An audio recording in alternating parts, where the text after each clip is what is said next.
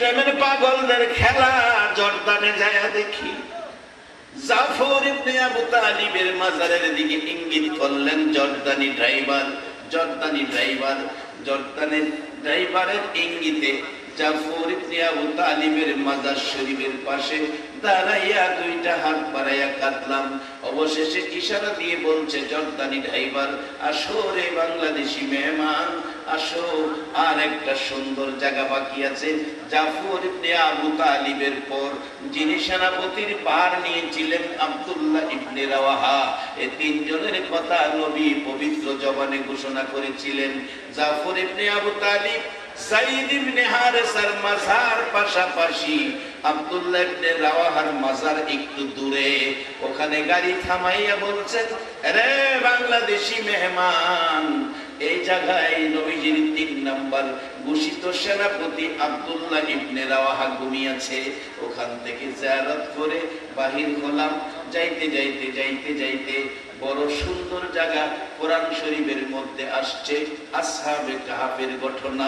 কোরআন শরীফের মধ্যে আসে 7 জন যুবক, ও বাবা যুবকেরা, 7 জন যুবক ঈমান বাঁচানোর জন্য গুহায় আশ্রয় নিয়েছিলেন।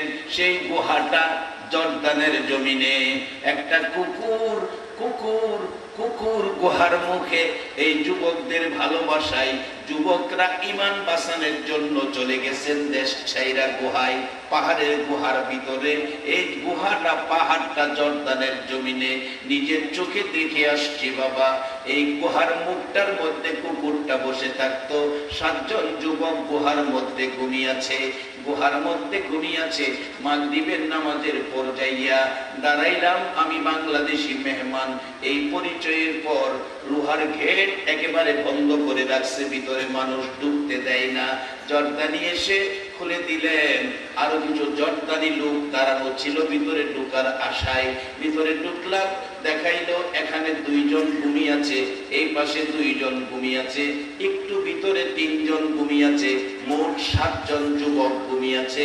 কুকুরটা পাহারা দিত। আমার আল্লাহ কোরআন শরীফে যখন কেউ বলতো এখানে 5 জন যুবক, আমার আল্লাহ কয় 5 জন যুবক শেষ না, আরো একজন আছে। কোরআন বলছে কেউ বলে এখানে 6 জন যুবক, আল্লাহ কয় 6 জন যুবক শেষ না, আরো একজন আছে। কেউ বলেন 7 জন যুবক, আল্লাহ বলে 7 জন না, আরো একজন আছে। 7 জন যুবকের সাথে কিতমির নামে কুকুর রয়ে গেছে। এই 7 জন যুবকের সাথে আমি কুকুরটাকেও বেহেশতি বলে গণ্য করে নিলাম। ইমানদারের ভালোবাসাই নাপাক প্রাণী কুকুর যদি যায়, আল্লাহ যদি তাকে বেহেশতি বানায়া দেয়। আজকে যারা আমার নবীর ভালোবাসায় বাহির হইয়া গেছো, আমার আল্লাহ কেন তোমাদেরকে বেহেশতি বানাবে না? ও বেহেশতি মেহমানেরা, সামান্যতম ভুল ত্রুটি করো না, বেজাল পথে যাইও না। আমার নবী বড় কষ্ট করেছে উম্মতের জন্য, নিজের জন্য নয়, সবগুলি কষ্ট ছিল উম্মতের জন্য। সেই নবীর উম্মত জান্নাতে যাবে, টিকেট দিয়েছেন নবী, লা ইলাহা ইল্লাল্লাহু মুহাম্মাদুর রাসূলুল্লাহ। বাবা তার বাস্তবতায় আসুন। হযরত হাসান বসরি রাহমাতুল্লাহ আলাইহির জীবনী কোন দলের আলেম অস্বীকার করার ক্ষমতা নাই বাবা।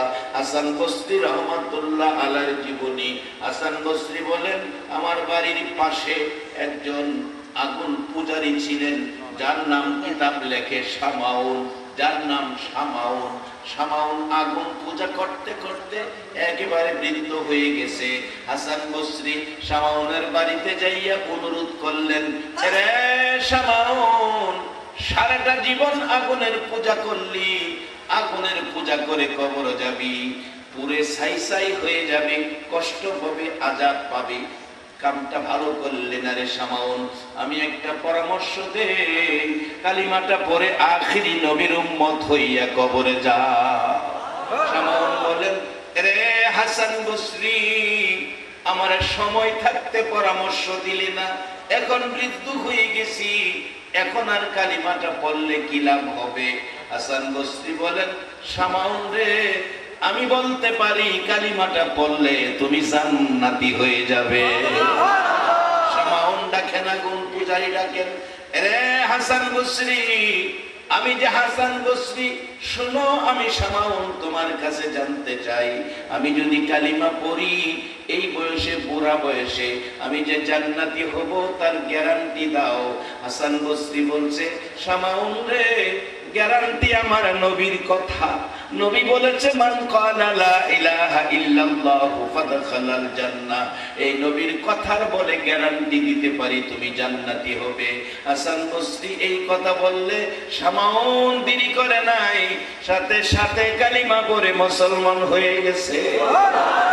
এবার হাসান বসরি চলে যেতে চাইলে ডাকতেছে ছোট্ট ছোট্ট সুরে বৃদ্ধ মানুষ, হাসান বসরি রে শোনো, আমি তোমারে একটা ওসিয়ত করি রে হাসান বসরি, আমি জীবনে ভালো কাজ করতে পারি নাই, আগুন পূজা করেছি, শেষ বয়সে কালিমা পড়লাম, এখন আর ভালো কাজ করার বয়স আমার নাই। রে বাবা যুবকেরা, এমন একটা বয়স বেঁচে থাকলে তোমারও হবে, ইচ্ছা থাকলেই মাহফিলে আসতে পারবা না, ইচ্ছা থাকলেই ঘর থেকে বাহির হতে পারবা না, এমন সময় তোমারও হতে পারে।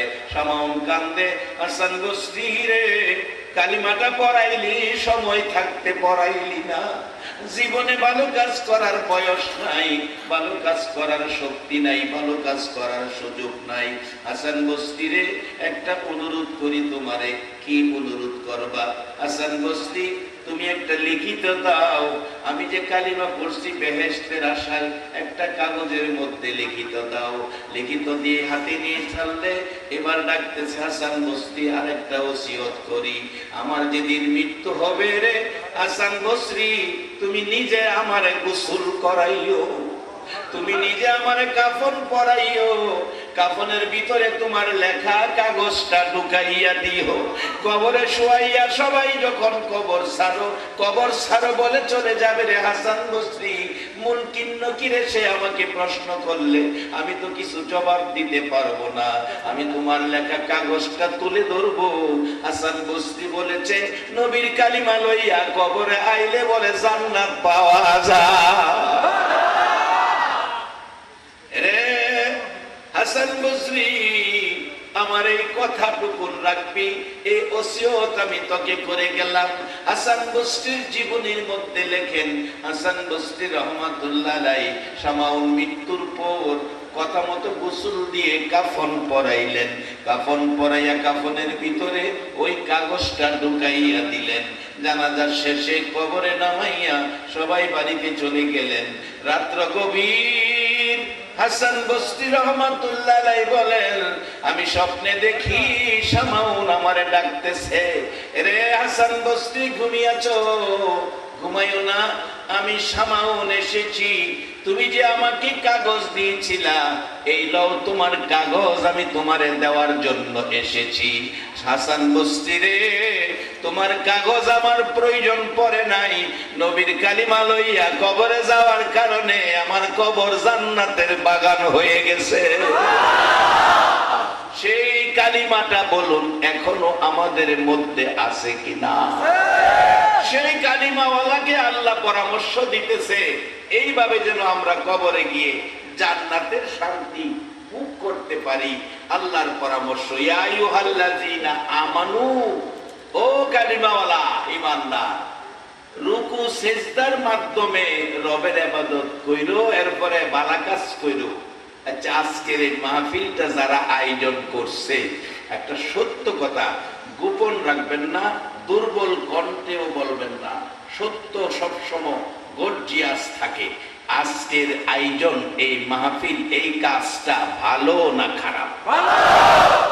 যারা আরামের ঘুম হারাম করে বৃষ্টি বাদল রাস্তাঘাট কাদা, তারপরেও মাহফিলে আইসা কোরআন সুন্নাহর পক্ষে বসে 60 বছর ইবাদতের চেয়ে বেশি নেকির ভাগী হলেন, আপনাদের এই মাহফিলে আসাটা ভালো না খারাপ?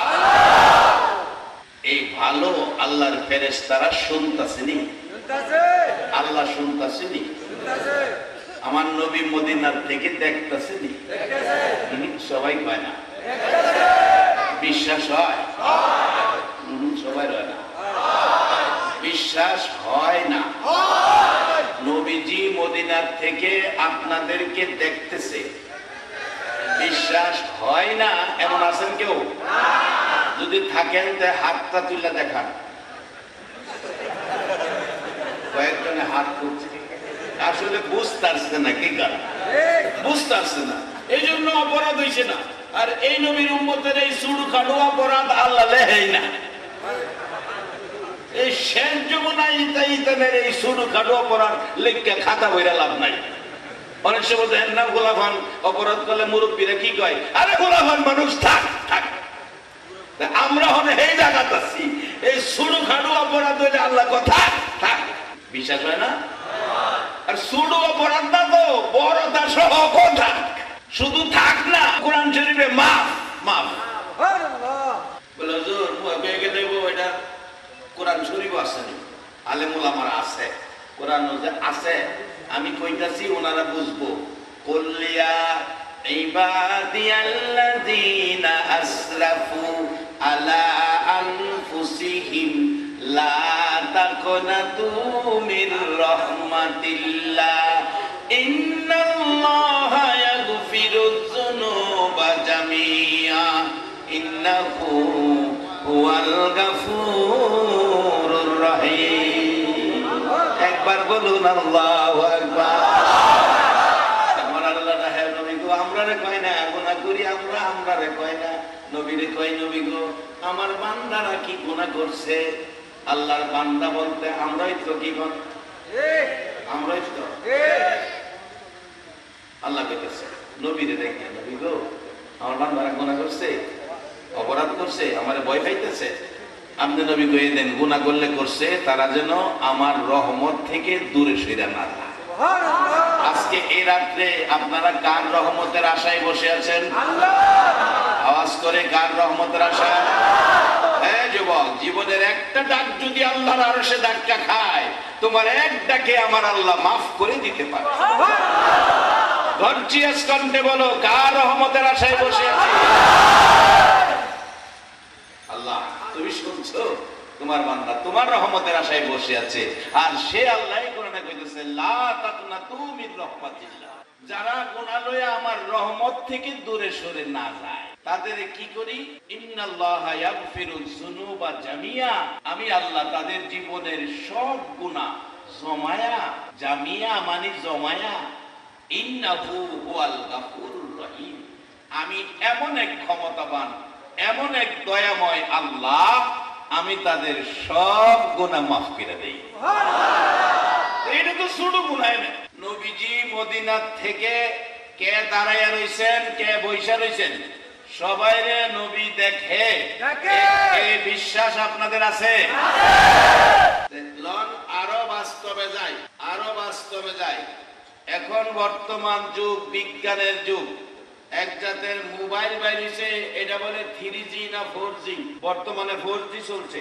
যাক, আমার বাজান 4G মোবাইল নাই, আমি তো চিনিও না, বুঝিও না, চালাইতেও পারি না। আমার পোলা জিন ডাক্তারি পড়ে, MBBS 3য় বর্ষে আছে। কইতাছে আব্বু আমি বাড়িতে আসার সময় তোমার জন্য ভিডিও মোবাইল লয়ে আমি বাজান, এই বিপদ আমার উপরে দিও না, আনলে গেলাম আমি এটা দিলাম গেলে। আমার একটা আছে বাজান, এটা আন্তর্জাতিক মোবাইল, সুরেও না, নোকিয়া, নোকিয়া, এটা যদি বইরেও জায়গা ফালাইও রাহি, সুরে ফাইলে ডাহে মোবাইল কার মোবাইল, কারণ জানে এটা নিয়ে ব্যস্তই পারত না। বাজান আসুন আসল কথাই যাই, এই যে 4G মোবাইল চালু করলে বাংলাদেশ থেকে আমেরিকা ছেলের সাথে মা কথা বলে দেখা, এটা সঠিক নেই? এরকম পাইছেন আপনারা? আমার এই মোবাইল নাই, আমি পুরোটা জানি না, আমি শুনছি এরকম, দেখছি এরকম দেখে আমেরিকার থেকে আলাপ করে একজনের আরেকজনের দেখা। মক্কা শরীফ থাকে ছেলে, বাংলাদেশে মা। হ্যাঁ খাইতে বইয়া টেলিফোন করছে, মা কি করো? আমি তো নাস্তা খাইবার লাগা রেডি হইতাছি। আমিও তো নাস্তা খাইবার রেডি হইতাছি। মা জিগায়, বাবা কিটা খাও? কয় রুটি খাইতাছি উডের গোস্ত দিয়া। এই জিগায়, মা তুমি কি খাও? আমি চড়া খাইতাছি শুটকির ভর্তা দিয়া। একজন আরেকজনে কি খা এটাও দেখে, মা ছেলেরে দেহে, ছেলে মারে দেহে। মক্কা শরীফ থেকে বাংলাদেশে একটা মানুষের বানানো 3G আর 4G মোবাইল দ্বারা যদি লন্ডন আমেরিকার থেকে একজন আরেকজনকে দেখে কথা বলে, কে কি দিয়া খায় সেটা দেখে। আর যেই নবী না হইলে কোন নবীর নবুয়তি হতো না, 3G আর 4G কোন জি দুনিয়াতে হতো না। আমার সেই দয়াল নবী জি মদিনার থেকে দেখে কিনা?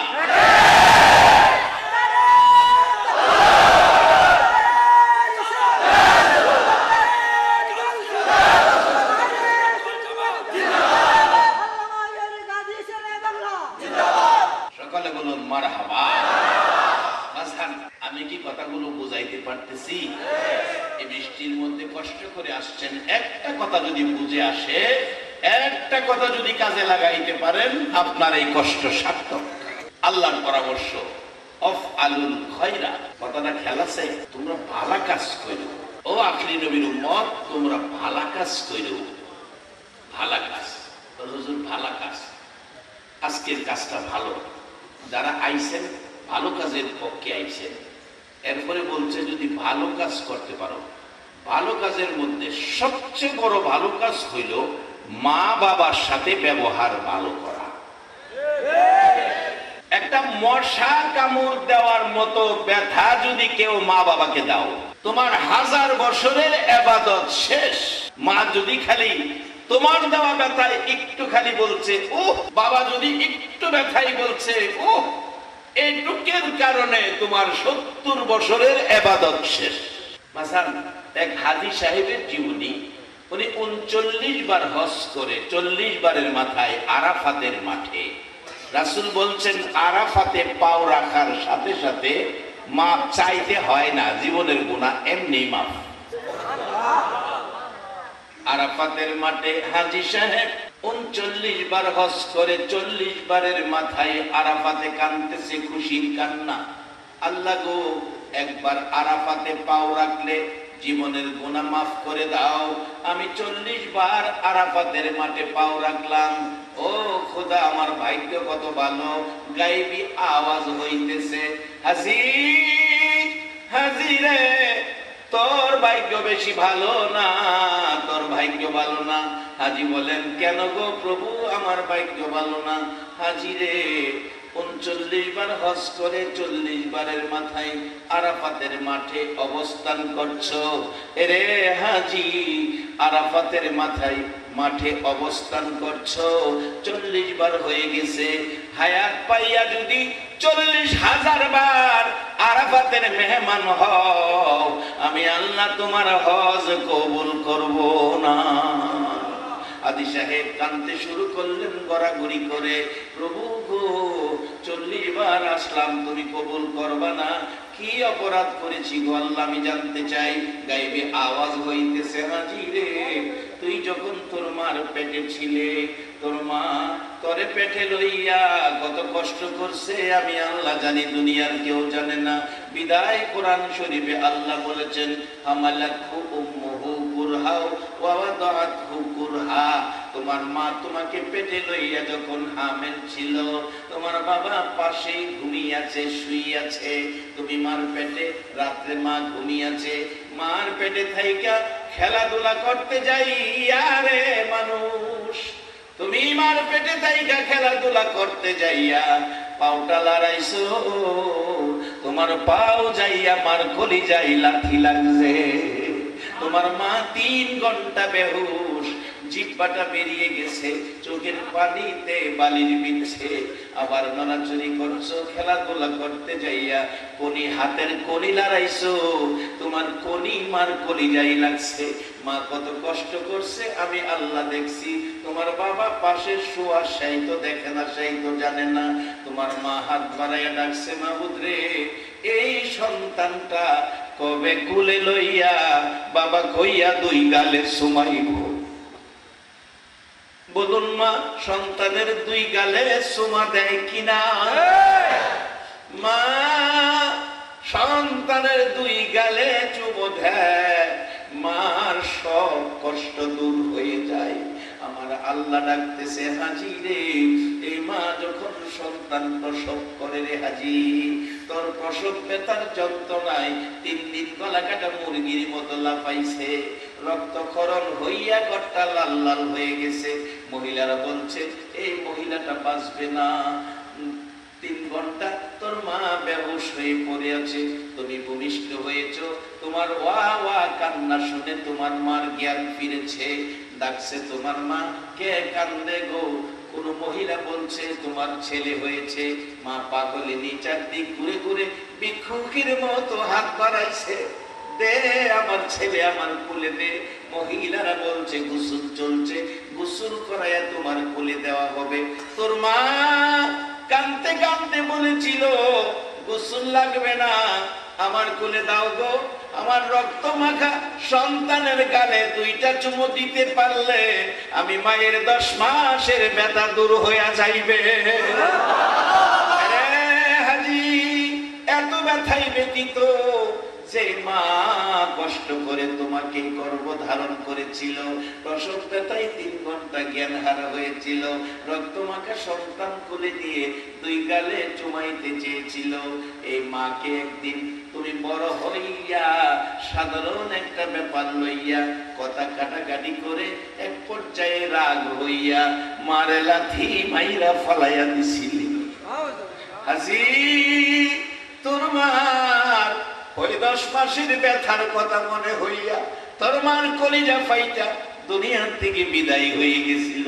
বিদায় মুহূর্তে 2টা হাত বাড়াইয়া বলছিল, আল্লাহ গো, তুমি দেখছো গো কত কষ্ট জীবনে সন্তানের জন্য করলাম, সেই সন্তানের লাথি খাইয়া কলিজা ফাইটা দুনিয়ার থেকে বিদায় হলাম, এই বিচারটুকু তোমার কাছে দিয়ে গেলাম। হাজি, হাজি রে, লাথি দিয়ে আমার কলিজা বাটাইয়া বিদায় করছো। আরাফাতের মাঠে 40 বার কেন? হজ করতে 40 বার কেন? হায়াত পাইয়া যদি 40,000 বার হজ করতে আসো, মার গায়ে লাথি দেওয়ার কারণে তোমার একটা হজও কবুল হবে না। আখিরি নবীর উম্মত, যত ভালোবাসাই নবীকে দাও, একটা মশা কামড়ের ব্যথা যদি মা বাবাকে দাও, তোমার মতো উম্মতের সুপারিশ আমার নবী করবে না। তবে এই রোগ যদি দূর না করেন, এই রোগ দূর না করা পর্যন্ত বেহেশতে যাওয়া কোনো দিকেই সম্ভব না। ইবাদত যতই করেন, 4টা চাক্কার গাড়ি একটা যদি পাঞ্চার হয়, গাড়ি চলবে না। মা বাবার সাথে যেন ভুল না হয়। তবে অন্য ভুল ত্রুটি ছোটখাটো অপরাধ করে যদি হয়েও যা, চাক্কা 4টা থাকে, একটা পাঞ্চার হইলে দেখবেন গাড়ির মধ্যে আরেকটা স্পেয়ার চাক্কা থাকে না? কয় না? আমি বলবো গাড়ির চাক্কা 4টা, আরেকটা চাক্কা কেন রাখছে? রাখার কারণ হলো যদি পাঞ্চার হয়, বিপদে পড়া যায়, ওই স্পেয়ার চাক্কা দিয়া আপনার বিপদ দূর হয়ে যাবে। আজকে যারা নবীর ভালোবাসায় বসে আছেন, এটা হলো জীবনের স্পেয়ার চাক্কা। এটা স্পেয়ার চাক্কা। যদি ইবাদতে কোনো ত্রুটি হয়, নবীর ভালোবাসায় স্পেয়ার চাক্কা ধাক্কাই আপনাকে জান্নাতে নিয়ে যাবে। কোরআন শরীফ আল্লাহ আপনারে সুন্দর ফায়সালা দিছে, ফাদখুলি ফি ইবাদি ওয়াদখুলি জান্নাতি। সহজ, ইবাদতে ঢুকো, তোমরারে জান্নাতে ঢুকাবো। আখিরি নবীর উম্মতের কইতেছে, কেন নবী তো কষ্ট করছে আমরা লাগে। অনেক সময় দেখবেন বাবা চাচার কাছে চট্টগ্রাম ছেলেটারে রাইখা ঢাকা গেছে, গা হয়ে গেছে, বড় ভাই আমার ছেলেটারে বাড়ি পৌঁছাই দিও। রাত্রে আসার সময় বাসের টিকিট কাটবো, বাসের ভাড়া 50 টাকা। চাচার জিগায়, ভাতিজা ভাড়া আছে? আব্বা দিয়ে গেছে 20 টাকা। আচ্ছা, 20 টাকা দিয়া গেছে বাবা, ঢাকা গেছে চট্টগ্রাম থেকে। এখন আপনাদের এই গ্রামের নাম কি? চন্দনাইশ। চন্দনাইশ থানা আসতে গেলে ভাড়া রাখবো 50 টাকা।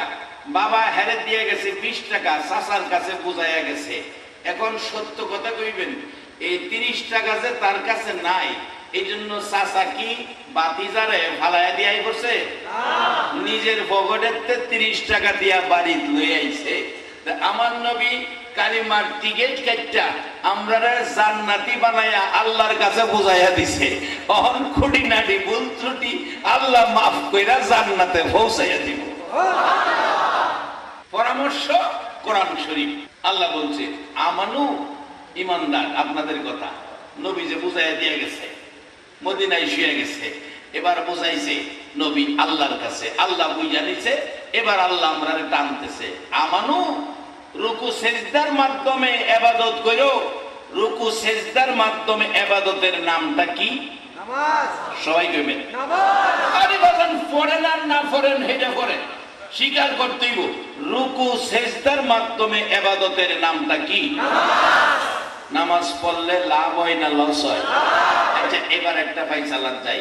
আপনাদের চন্দনাইশের একটা যুবক ছেলে বিয়ে করছে আনোয়ারা থানা, নতুন জামাই, শ্বশুর বাড়িতে গিয়া মসজিদে আজান দিছে, পরে নাস্তা খাওয়া রাইখা হ্যাঁ জামাতে যাইতেছে।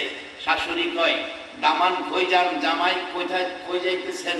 আম্মা ডাইকেন না, আমি নামাজে যাইতেছি, জামাতে নামাজটা পড়াই।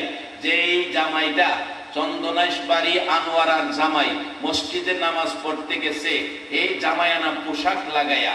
আচ্ছা মুসল্লিরা দেখলে একজন আরেকজন জিজ্ঞেস করবে না এই জামাই মানুষ নামাজ পড়তে আইছে, জামাইটা জানি কার? আরেকজনে বলছে জামাইটা আব্দুল মালিকের মেয়ের জামাই। তখন সবাই কি কইতাছে জামাইটা তো খুব কয় না কয় না, আরে সত্য কথা গোপন করুন যেত।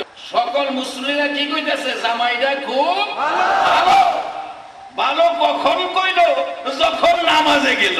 আর যদি মসজিদের নামাজ ভাঙছে, হ্যাঁ 555 সিগারেট টানতেছে, জামাই নতুন সিগারেট খা 555 মুরব্বীদের সামনে। এখন আপনারা ফাইসালা দেন, হ্যাঁ খাইয়া গেলে পিছনে মানুষ বালা কইব না খারাপ কইব? জিগাইব যে জামাইটা কার রে? জামাইটা আব্দুর রহমানের মেয়ের জামাই। জামাই তো একটা বিয়া দিছে, এটা তো আস্থা বিয়া দাও। বুঝাইতাম পারছি কথাটা? তাহলে লাভটা কি সিগারেটে না নামাজে? খালি এহেনে না তো, সব জায়গায় নামাজে লাভ। আল্লাহ কইছে রুকু সেজদার মাধ্যমে রবের ইবাদত করো, এই ইবাদতটার নাম নামাজ। এবার আল্লাহর পরামর্শ, এরপরে কি করো? আফআলুল খায়রা, ভালো কাজ করো। ভালো কাজের মধ্যে সবচেয়ে ভালো কাজ হইল মা বাবার সাথে ব্যবহার ভালো করা না খারাপ করা? আসতে কইলেন যে ভালো ব্যবহারের ফল কি আসে? বাস্তবে আসুন, ছোট্ট করে বলছি, শেষ দিকে যাচ্ছি, রাত্র গভীর হয়ে গেছে, শেষ দিকে যাচ্ছি। হযরতে মুসা আলাইহিস সালাতু ওয়াস সালামের জীবনী। ভালো কাজ, মা বাবার খেদমত, মা বাবার জন্য বাসা বাড়িতে যাওয়ার সময় মা বাবার কোন জিনিসটা পছন্দ করে এটা কিনে নেবেন, এটা ভালো কাজ। এই ভালো কাজ করতে আপনারা রাজি আছেন কিনা? যদি এরকম ভালো কাজ থাকে, আল্লাহ কোরআনে আপনি নবীর উম্মতের কথা বলছে, লাআল্লাকুম তুফলিহুন, তোমরা সফল কাম, তোমরা সফল কাম হয়ে গেছো। অর্থাৎ তোমরা 10টা পৃথিবীর সমান একটা জান্নাতের মালিক হয়ে গেছো। আবার কোরআনে বলছে ফাদখুলি ফি ইবাদি ওয়াদখুলি জান্নাতি, সহজ পথ, তোমরা ইবাদতে ঢুকো, আমি তোমরা জান্নাতে ঢুকাবো। আসুন, এই সহজ পথ পাইতে গেলে কি করতে হবে? আল্লাহ কোরআন শরীফে বলছে অমাইয়ুতির রাসূলা ফাকাদ আতা আল্লাহ, তোমরা আমার রাসূলের কথাগুলি মানো। রাসূলের কথা মানলেই তোমরা আমি আল্লাহর কথা মানা হবে, শান্তির পথ পাবে, জান্নাতের পথ পাবে, হিংসা বিদ্বেষ ভুলে মানুষ মানুষের সাথে মিলেমিশে থাকার পথ পাবে। তাই আসুন আমরা সেই নবীর উম্মত হয়ে আমরা দুরুদ ও সালাম মদিনা পাঠাবো। মহব্বতের সহিত একটু দুরুদ ও সালাম পাঠ করব। আপনারা রাজি আছেন? 12 তারিখ রবিউল আউয়াল নবী আসিলেন এই দরায়। 12 তারিখ রবিউল আউয়াল নবী আসিলেন এই ধরায়, আসুন সবাই দাঁড়াইয়া সালাম জানাই নবীজির। আল্লাহ আল্লাহ আল্লাহ, ও আল্লাহ আল্লাহ,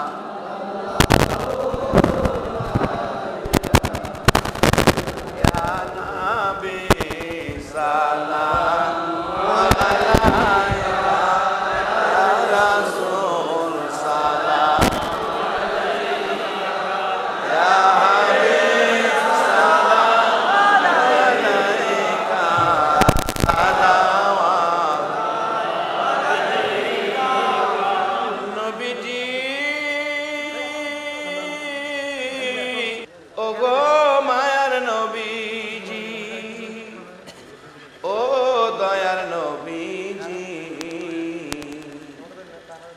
কত কষ্ট করলা তুমি নবী গো উম্মতের লাগিয়া, কত মার কত ব্যথা সইলা গো নবী উম্মতের লাগিয়া। আবু জাহেল আবু লাহাব রে কত মার মারলি আমার নবীর মা নাই বাবা নাই বলিয়া। 63 বছর কাঁদছ তুমি উম্মতি উম্মতি বলিয়া, এখনো কান্দিতে আছো মদিনাতে শুইয়া। মদিনা রে ও সুন্দর মদিনা, মদিনার পাহাড়, ও পাহাড় রে তুই কত ভাগ্যবান, পাহাড় হইয়া দেখছ আমার দয়াল নবীকে। মদিনার হরিণ, ও সোনার হরিণ রে তোরা কত ভাগ্যবান, হরিণ হইয়া দেখছ আমার দয়াল নবীকে। উম্মত হইয়া দেখলাম না গো দুঃখ রইল মনেতে, মনের দুঃখ মনে লইয়া জানাই তোমায় লাখো সালাম, ইয়া নবী সালাম আলাইকা, ইয়া রাসূল সালাম আলাইকা, ইয়া হাবিব সালাম আলাইকা, সালাওয়াতুল্লাহ আলাইকা। বেজায় রব মেরে দুরুদ ও সালাম। আল্লাহ আল্লাহ আল্লাহ আল্লাহ।